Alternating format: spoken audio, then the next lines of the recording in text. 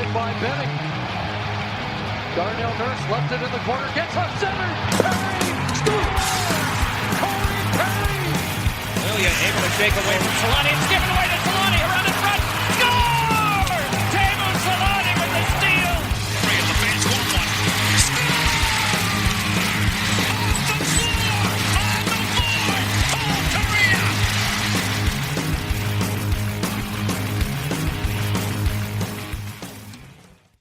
Hey everybody, we're back. It's the Forever Mighty postseason show. Continues on and on. It's the middle of summer, still putting out content. It's Pat and Eddie on the mics today. Jason can't make it for a very special episode, though, that Ed put together. I don't want to take any credit away from you. We have Trevor Zegras on the show today.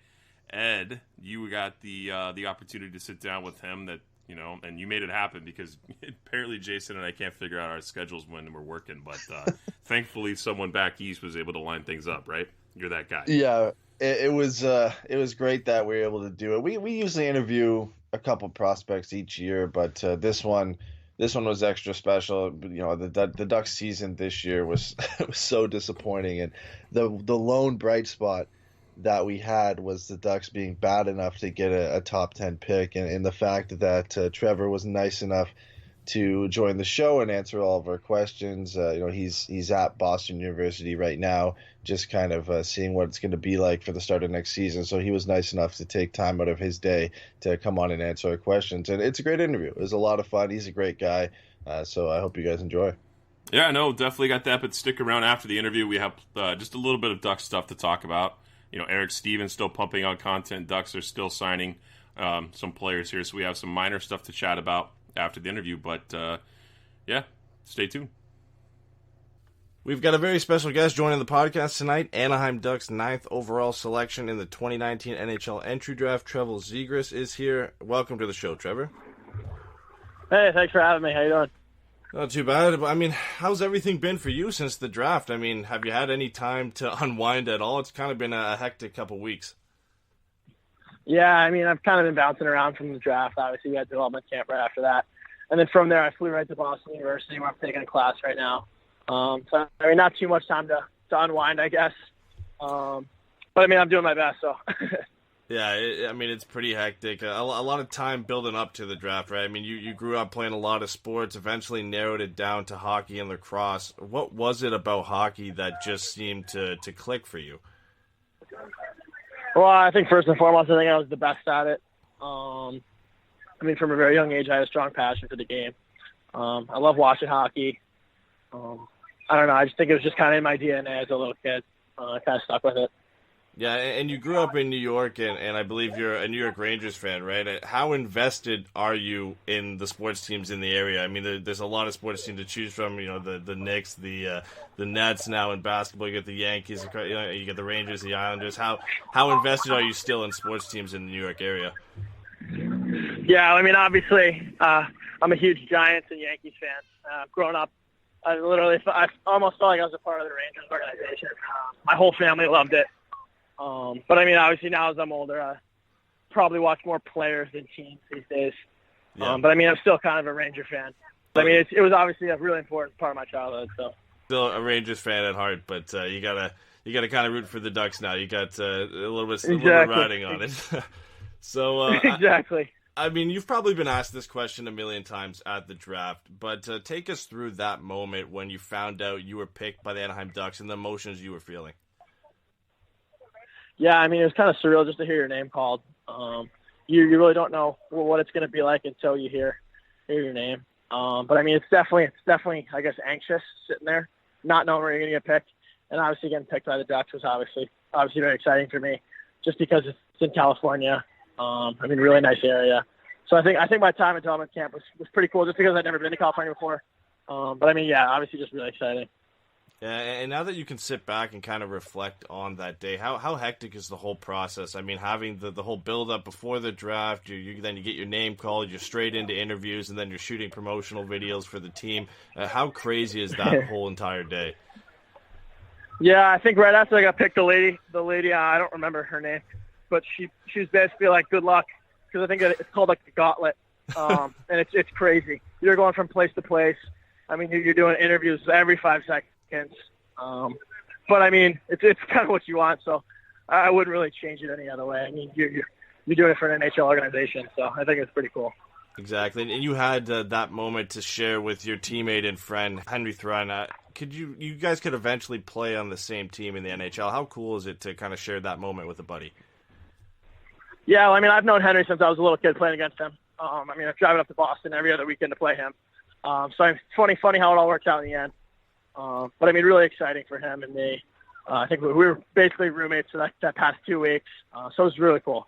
Yeah, that'll be pretty awesome. I mean, another cliche question here, and again, you were probably asked this about 100 times at the draft alone, but for Ducks fans who maybe haven't been able to see your game, what do you expect to bring to the Ducks organization? I think a lot of skill. I think I'm a pretty creative player, so I mean, kind of do the unexpected thing.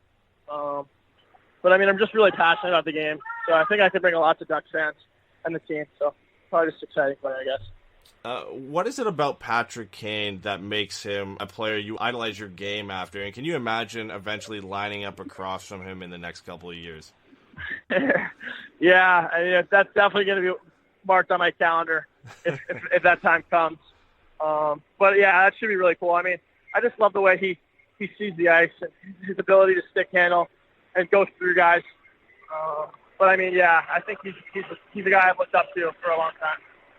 And you talked about going to your first development camp in Anaheim. What did you think of the experience and the new Great Park facility that the Ducks just built?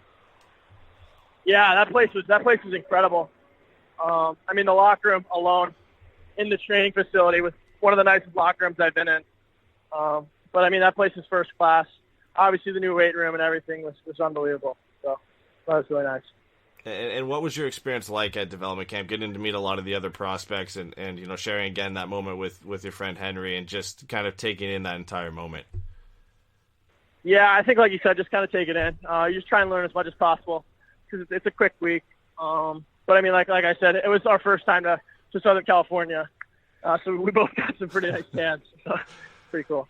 So since it was your first time, we asked this question to Blake McLaughlin and Jack Perbix last year after the draft because it was their first time to Southern California as well. Did you get a chance to experience In-N-Out? Because I made my way down to California for the first time a couple of years ago, and apparently it's an experience you have to take in while you're down there.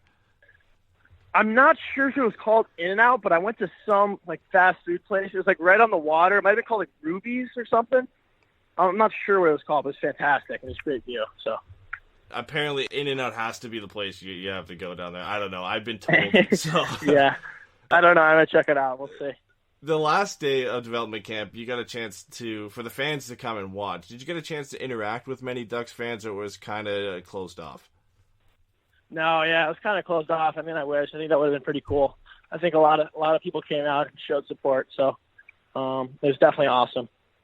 And now, so you spent the last couple of years with the NTDP. How did that time with the program set you up for your next chapter now at Boston University, the NCAA, and eventually in the NHL in the future?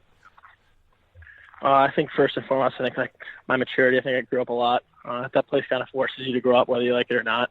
But it definitely gets you ready for the next level, whether that's college or in some people's case, the NHL. But I definitely think my time there was well worth it. I wouldn't change it if I had the chance. Yeah, and you ultimately ended up choosing the NCAA route. You were drafted by the Mississauga Steelheads in the OHL, which is commonplace for a lot of NCAA commits. But was there ever thought that you might decide to play there, or was Boston University always the choice for you? I mean, there was definitely some discussion about it, but I was pretty set in stone on Boston University.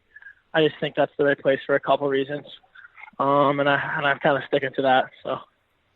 And some players end up saying that college is a good place to go and bulk up, if you want to call it that, or to prepare yourself for the physical demands of the NHL. Is that kind of your plan, or is there some areas you're looking to development heading into this season?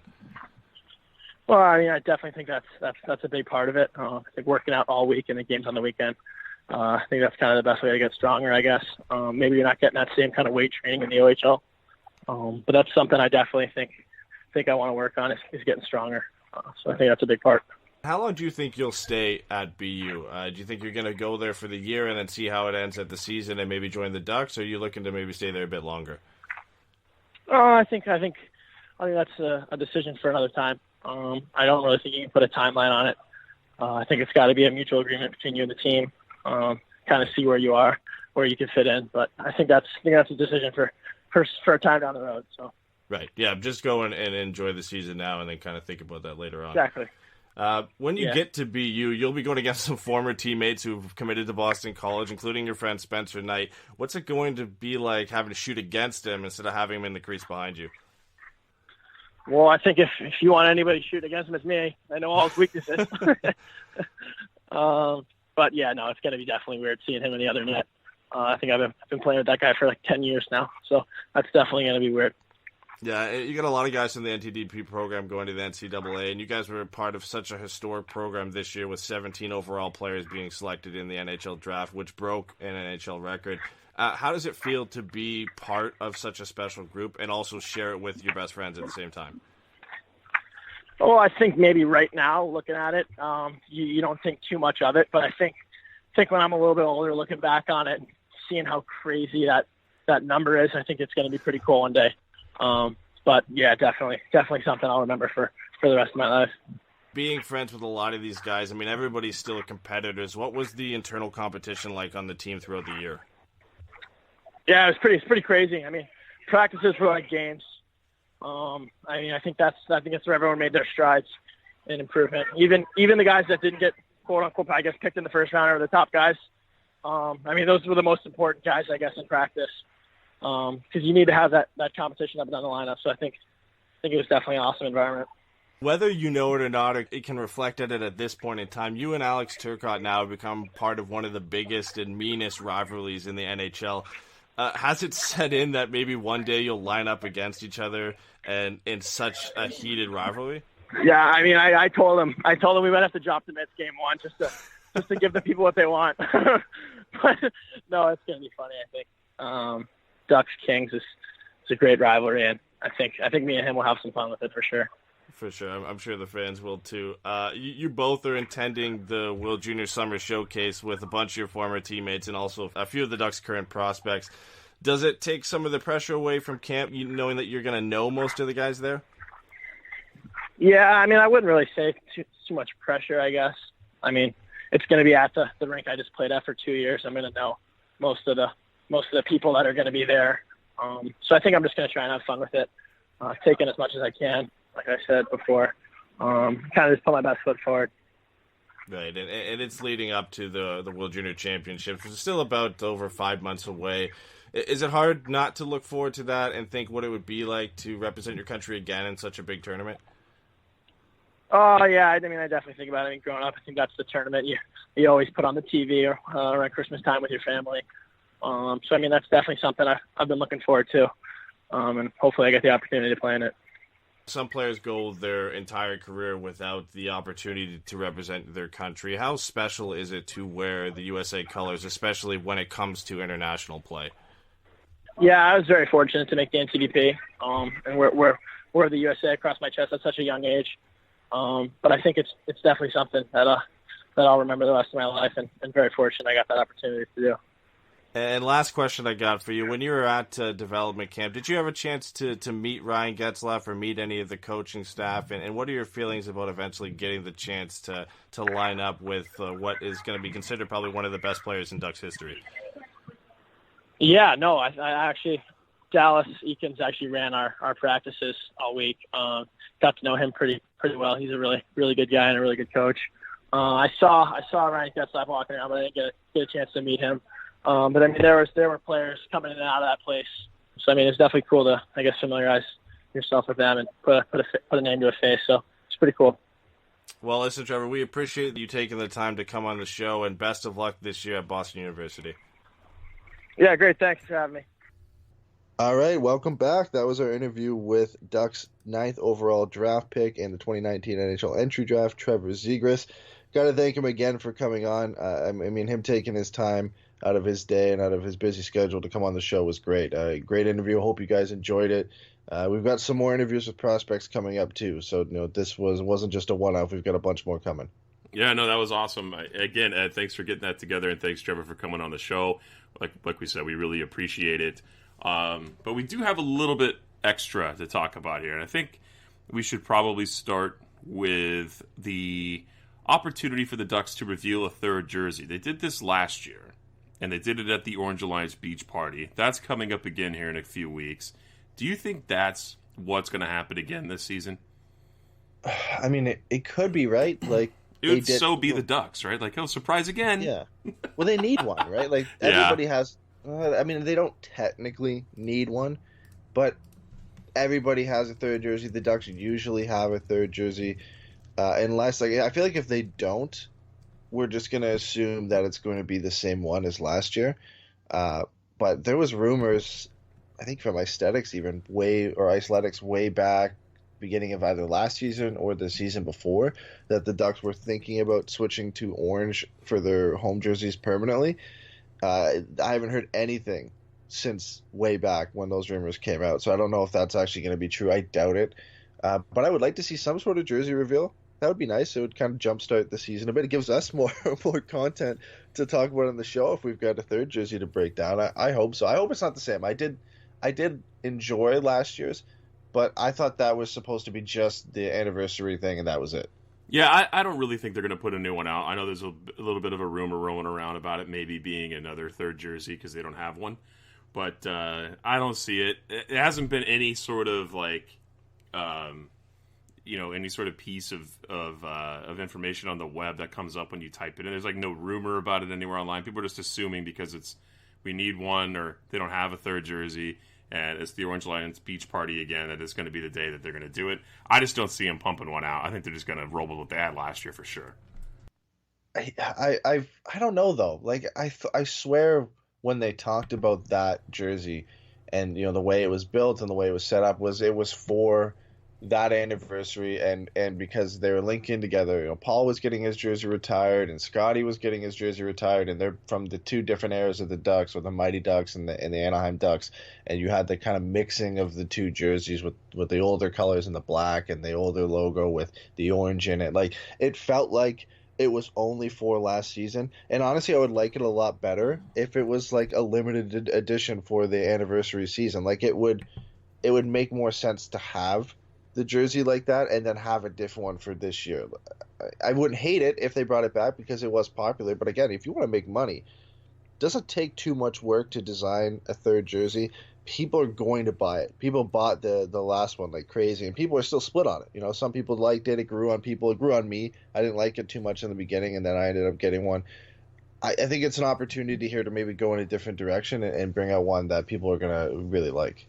And they're probably going to they'll probably go towards more of an orange color, I imagine, too, if they're going to do anything. Yeah, they have to. I mean, I think they won't want to go back to the old colors because they already did that last year. And if they make a new one, the only color I can imagine it would be is orange. Like, the home jerseys are black, the away are white. You don't really have a lot of flexibility like teams like Tampa did with theirs, because they're blue, so they can go black for their third jersey. Same with the Chicago Blackhawks. They went black for I think it was their Stadium Series or Winter Classic jerseys. The Ducks don't really have that option where they can go a different color. And really the only other color than orange maybe they could go is like gold. But that just wouldn't work as a main color on their jersey. So I guess it would be orange. But like, how many orange jerseys can you do before they all start looking similar, right? We've had, two, the Stadium Series and the third jersey from 2 years ago. What makes it different this year? Whether it's like a different looking logo, like that's the only thing I could see. The Ducks haven't had a new logo since, I don't even want to count the Stadium Series. It would be, I guess, since the old Coho jerseys, right? Yeah, it's been a while for sure. I mean, they're probably going to... I think a lot of people thought that the Mighty Ducks logo on the orange was going to be something they were going to do, right? Like, that's always been long rumored that's going to be the new jersey for them. And that's why, and like you said, how many different ways can they go about it? That's why I feel like there's not going to be another jersey here for a bit. And if there is, maybe minor changes, like, where the stripes are, how the stripes go on the jersey. I don't see anything significant coming out in the next few weeks. Yeah, like if you're not going to go with a new logo and put some time and effort into it, then I'm all for, if you want one, then just having last year's. As much as I'd like it to just be for the anniversary, don't rush it. Like, if you're going to design a new logo just for the third jersey, like a third jersey type logo, it's got to look good. Like, you look at what Winnipeg did last year, that felt rushed because the color, the blue, was awful, and the logo was just a little bit weird. You know what I'm talking about, right? They're jet blue. Oh third yeah, jerseys. the baby Yeah. blue one. Yeah. Yeah, that felt a little bit rushed, and then you've got some other ones that came out and looked pretty good. But if you're going orange, it's going to be hard to make it look really good to begin with, and then you've got to have a logo that would work with it. And I don't, the fact we haven't heard anything probably means they didn't do it. Usually, somebody somehow gets a scoop of something before something like that big comes out. So if we see something, it's either from last year, or maybe they go back to the orange with the Mighty Duck from 2 years ago. I can't see them doing a completely new jersey. No. Let's move on here, man. We got some signings to talk about here. Minor signings, but definitely signings to chat about. Yeah, we got to headline that with minor signings. Minor. None of them were none of them big. The only major one is Michael Del Zotto, which was a kind of a head scratcher to me that he comes back. Not a big deal. Is it major? No, I'm teasing that. No, it's not really a big deal. It's low money, low term. He's going to play 5-6. Not a big deal. They needed depth, so I don't have a problem with it at all. It's not really going to affect the Ducks. Hey man, bring a ring into the room, right? Didn't he win a ring last year? He didn't play one playoff game, and he played seven regular season games with the St. Louis Blues. But I'm sure he'll petition, and they'll petition to get him a ring, because usually that's what they do. And they might. I don't know how much of a case they have, because considering he didn't play at all during the playoffs. But hey, he if he gets one, he's a former Stanley Cup champion, Michael Del Zotto. So that I guess carries some weight with it. I don't know, but the Ducks blue line is looking interesting, because they've just got a lot of these guys who are I guess would be good AHLers, and like maybe a 6 or a 7 in the NHL, where they've got Holzer and Del Zotto. And I guess we haven't seen anything from Hakanpää and what he's going to be, but they have him as well. And then you have Josh Mahura knocking on the door in the AHL. Like, they've got all these guys who could fill that spot. Just weird that they're going out for so many, because Del Zotto's was a 1 year one way. Holzer's was a 1 year one way, and I believe so was Hakanpää. So one of these guys, or maybe even two of them, are going to get paid NHL money to play in the AHL.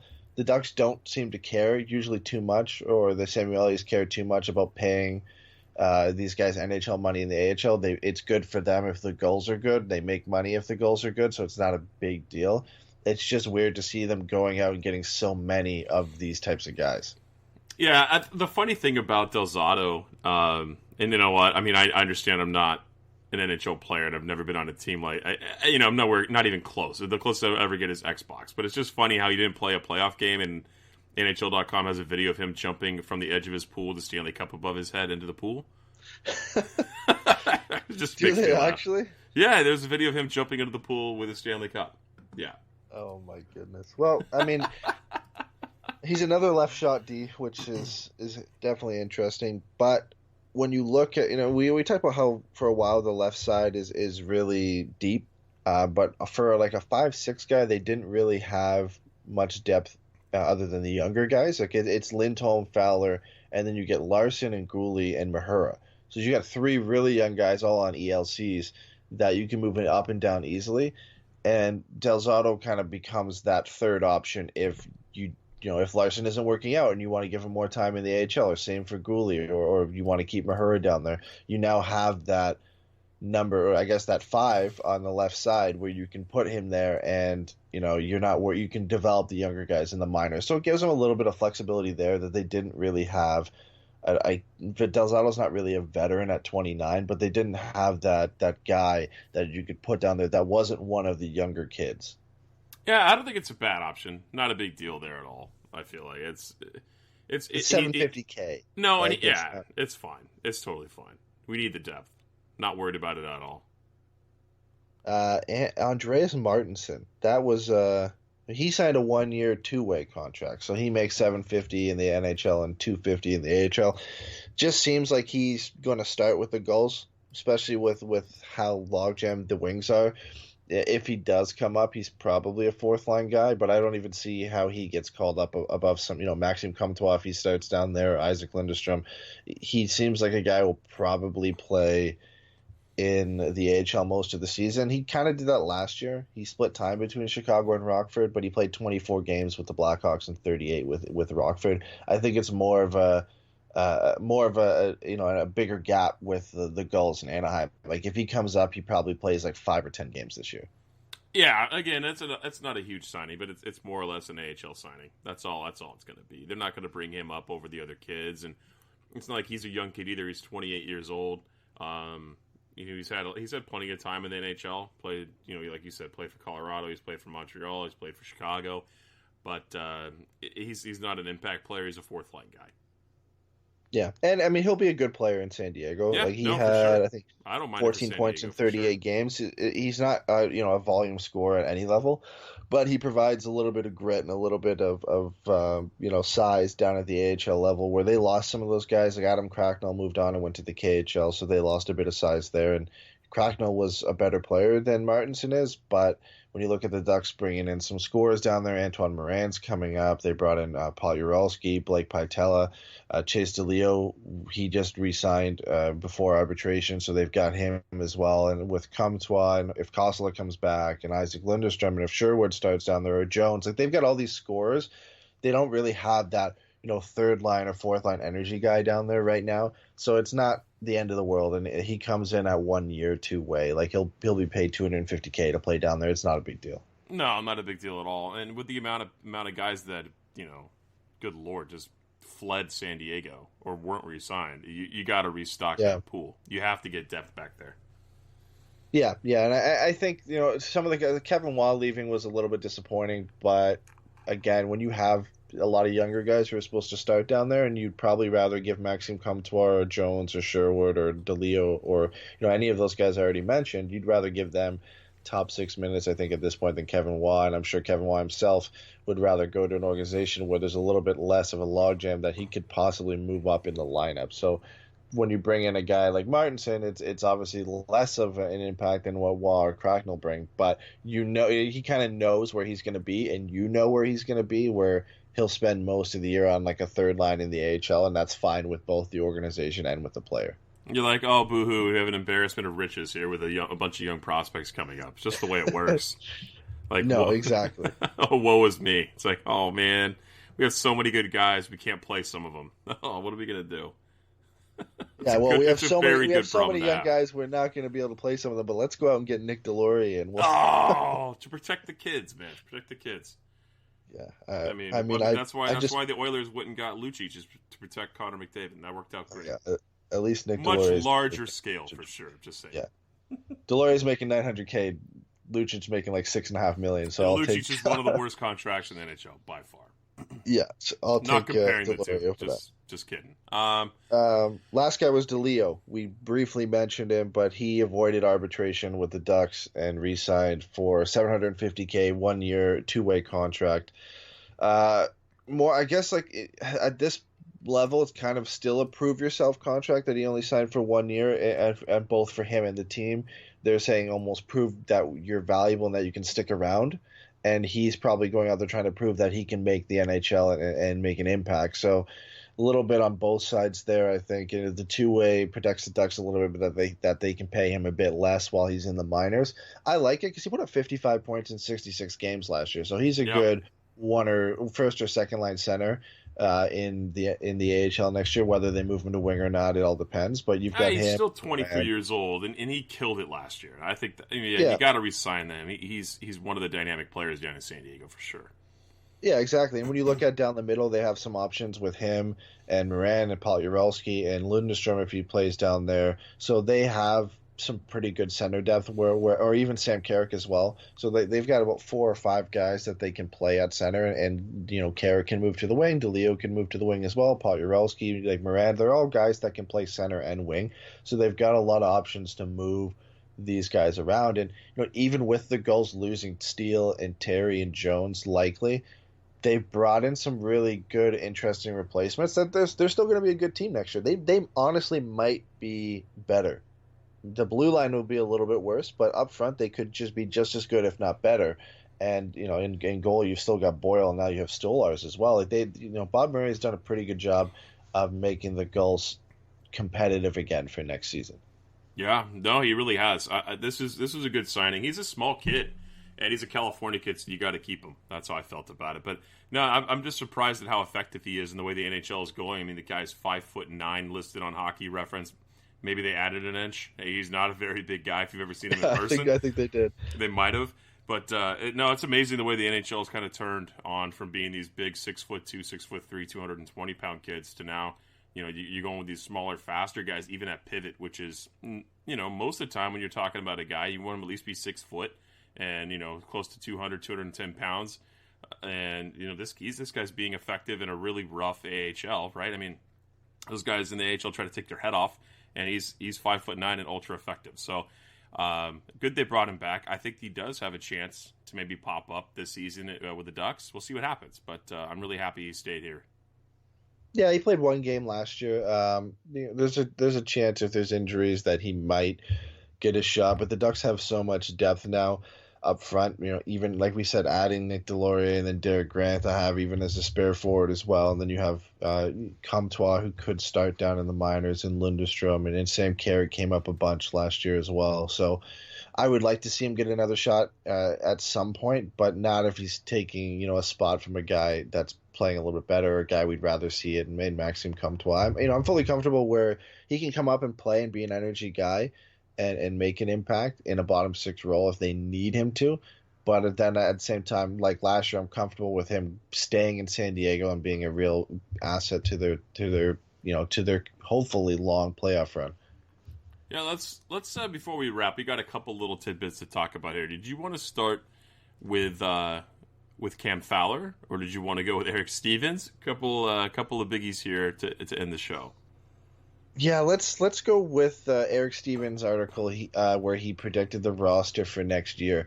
One thing in particular on his roster for next year I don't want to say it sparked debate or got people heated. I think it just brought up some questions, and people were speculating if that could really happen.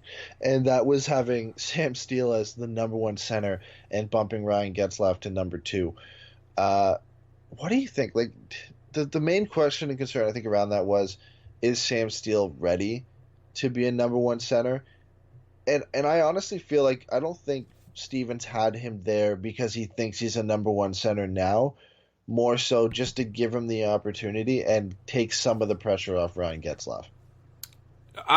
Yeah, I don't know if he's ready either, right? He hasn't seen a ton of NHL time, especially in that position. It's a big ask for the kid. And I'm not saying he can't ever fill that role, but we've never really projected Steele, and most haven't, right, as him being a number 1C. So interesting that Stevens took that route, but I get where his head's at. He's, talking about, like you said, give a little bit of relief to Ryan Getzlaf, let him slot in. He would probably eat up second lines much easier and be more productive if he played with some good wingers, which we know the Ducks have. So I don't hate the idea. I just, like you said, I feel like it's more of an idea rather than he's definitely better than Ryan Getzlaf, which is, if you got that off the article, that's the wrong idea. Yeah, and in comparison to my roster predictions for next season, Eric has the offense spread out a lot more evenly, where he's got Steele playing with Rickard Rakell and Silfverberg, Getzlaf playing with Devin Shore and Troy Terry, and then so he can kind of boost those guys up. You've got Troy Terry, who's kind of so far been reliant on who he's playing with, and Devin Shore, who is a guy that gets boosted obviously playing with Ryan Getzlaf. He's got Henrique with Ritchie and Kasha, which is a line that we've seen do well in the past, and then Jones with Rowney and Sprong. Kind of similar to what I had, except I just had Steele with Shore and Sprong on a third line role, and then just overloading that top line like we saw with Getzlaf and Rakell and Kasha. It's an interesting mix. I'm not sure which way they're going to go. I think, if you give Sam Steele the chance to play with Rickard Rakell and Jakob Silfverberg, it's not necessarily labeling him as the first-line center. No. It's just giving him an opportunity to play with some really great players, probably the two best finishers on the Ducks, and really giving him a chance to succeed. I wouldn't hate it. Well, look, I mean, there's no problem in it. I'm sorry I cut you off there. It's just because if you roll 4 lines and you spread and you mix up line combinations, nobody would think anything of it mid-game, right? No one's going to think anything of it. Oh, look, they have Steele playing up with Rakell this shift. No one's going to bat an eye at it. But I think when someone says, like, or when Stevens comes out and says, have Steele as number 1C, they're like, oh, that's, you're taking it away from Ryan Getzlaf. It's like, yeah. Yeah, so I think that's where it goes wrong for people if it's going to go wrong at all. But I don't mind the idea at all. I mean, Getzlaf's at that point in his career, he just had one of his worst years on record offensively. Granted, the Ducks season last year, if you guys watched it, it was a train wreck. A lot of changes this summer, coaching staff changes, personnel changes. So we'll see how that all begins when the season starts. But yeah, I mean, Steele's a great player. But that rolls more than offense for sure. But I don't have a problem with that at all. With that notion that to maybe I like the idea better because it gives Ryan Getzlaf less pressure, and I think that would be probably better for him, honestly. Yeah, and if that came with power play 2-time for Sam Steele, I wouldn't hate seeing that either. I think, right. Honestly, at this point, as much as I think Adam Henrique's a useful player and he can be good on the power play, as we've seen, he was actually one of the better players on the power play for the Ducks last year. I think giving Sam Steele a shot on the power play over Adam Henrique at center is more beneficial to the Ducks long term than right now. And maybe Sam Steele ends up being better than Adam Henrique on the power play next season. You don't know. I mean, he's been a power play quarterback on the in junior for most of his career, where he's been the go-to guy, and even at the World Juniors with Canada. So it's worth a shot that if that responsibility with Ricardo Rakell and Jakob Silfverberg comes with power play 2-time, then that's fine. I mean, looking generally at his 12 guys, I like it because he has the same 12 guys as me. So I kind of course you like it. Yeah, so I gotta give him some props for that. But he's got Delory and Sherwood as his depth guys. Same with Comtois and Lindstrom, but likely Sherwood, Comtois, and Lindstrom, if they're not on the roster, will be in San Diego anyway. Yep. Now let's wrap up, man, with Cam Fowler. We can't spend a long time on this, but we should definitely talk about it a little bit. But it was an Athletic article, correct, that came out that said Cam Fowler was one of the worst contracts in the NHL. Yeah, from Dom. He had him at number 7 on his list of the current worst contracts in the NHL. I don't disagree. I really don't disagree. I didn't like this contract when it was signed 2 summers ago. I wasn't a fan of it, man. Just not a fan of that contract. I'm not that I dislike Cam Fowler, but I feel like that term, you're going to pay a guy $50 million. He better be damn good. And Cam Fowler's good. I don't think he's damn good. I think he's a 3-4 defenseman, not a 1-2 defenseman. And yeah, I've gotten crap for that plenty of times for saying that about Cam Fowler by Ducks fans. But he's not a top pairing defenseman, right? He's not the ultimate shutdown guy. He's not the power play quarterback. Maybe things change a little bit for him when he plays on his offside, and that'll be better for him as Bob Murray experiments with at the end of last season. But sure, he had his worst season last year, but even in Dom's article, he said, hey, look, I'm projecting him to be better next year, above replacement value, but he's got 7 more years of this contract, and he's making 6.5. Like I said, I didn't like the contract in the beginning. Not that Cam Fowler's a bad player. Just, it's not a great contract for sure. Yeah, and the reason I like this, too, is it's not necessarily his personal opinion, because he's doing this empirically. So he's doing it by data. So he has no emotion and no sympathy for some players or whatever, and he's not putting a guy he doesn't like at the top. He's just simply judging it by data. So he's put into surplus value is what he has. So he said over the entirety of a contract and the probability of yielding positive expected value. So that's coming from comparing goals scored versus against and the expected salary that comes with it to the current contract a player possesses. So he used data to figure this out. It's not like, we had people coming at us and saying, Bobby Ryan's contract is worse or this guy's contract is worse. And that may be true. That may be true based off production or whatever, when the contract was signed or personal opinion as well. I just like this because he's just going off data. He's not saying, I don't like Cam Fowler, so Cam Fowler's number 7 on my list. Or there's no personal opinion here. He's just, he has a system that he's gone with, and Cam Fowler happens to land at number 7. And, maybe he isn't the 7th worst contract in the league when you look at things from a different perspective. But based on him, it is. And even when he puts in it, he has a positive value probability of 11.7%. So he's saying there's still a chance that he becomes that he is valued at the same at 6.5 over 7 years.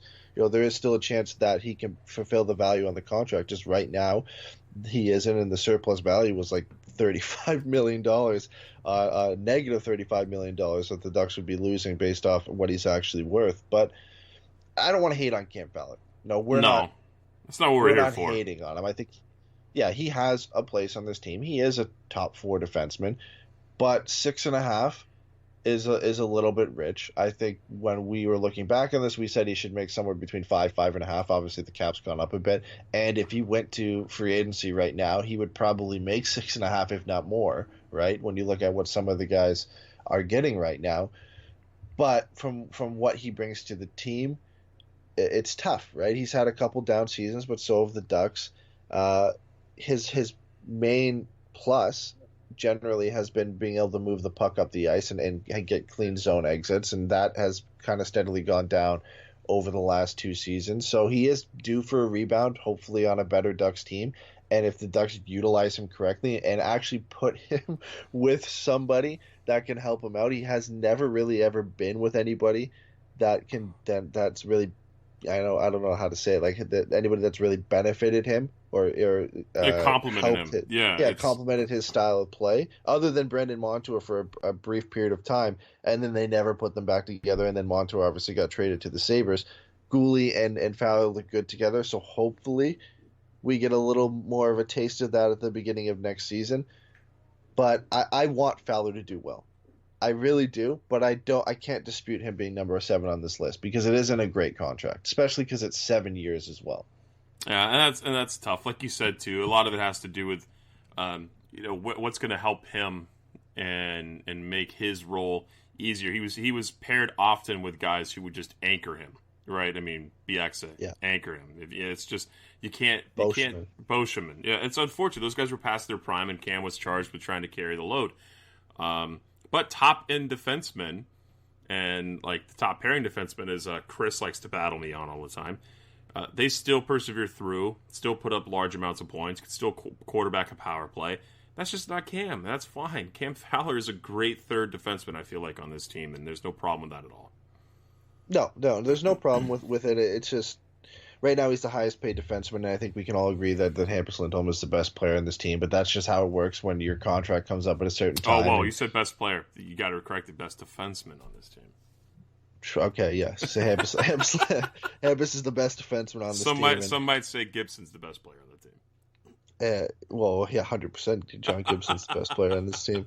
He's probably the best defenseman on this team too. Yeah, most likely too. So, but yeah, I guess right now Cam Fowler is the second best. Wash, but did not.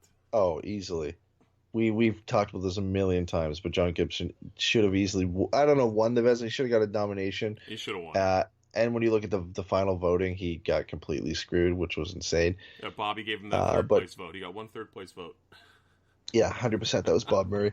But yeah, Cam Fowler right now is the Ducks' second best defenseman. He's better than Josh Manson. We don't know yet, obviously, about Brendan Gooley and Jacob Larson, but if they ever got to the same level as Cam Fowler, those would be wins for the Ducks, based on what they give up for them and what their projections are. So you got to pay the guy, especially when his name came up in free agency, and at the time when it came up, you've got to pay to keep him around. And the Ducks were still considered a competitive team at the time, so they probably had to overpay to make sure that they could get him for that 7-year term. So I get it. Yeah, I don't fault Cam for making that money. To get all the money you can, man. It's not a Lucic contract. It's not one of the worst contracts in the world when you look at current production and what Cam Fowler still brings to the team. But I can't dispute it being on the list because it isn't a great contract, and he's using his model and his data to predict it. So I'm not going to come out and say that his model is completely wrong because it isn't a great contract, but it definitely isn't. It probably is not the 7th worst contract in the league when you look at some of the contracts that are out there. Hey man, let's wrap the show up here with the website. Finally got it up.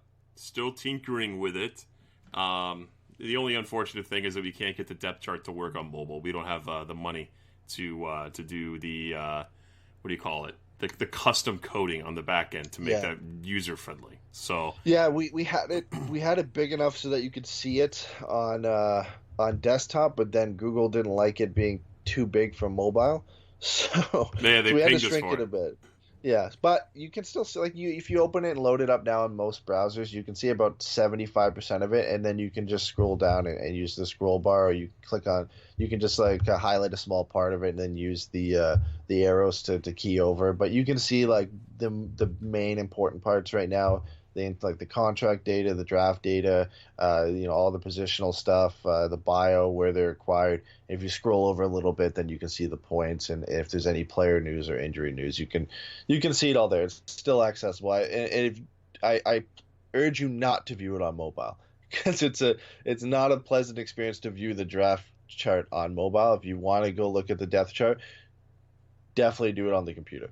Yeah, everything else though is great. You can go and find us, all the posts that we're going to be posting mainly from the site, and it's going to be linking out to social media, from the website. So you'll be able to get all the shows here at forevermighty.com.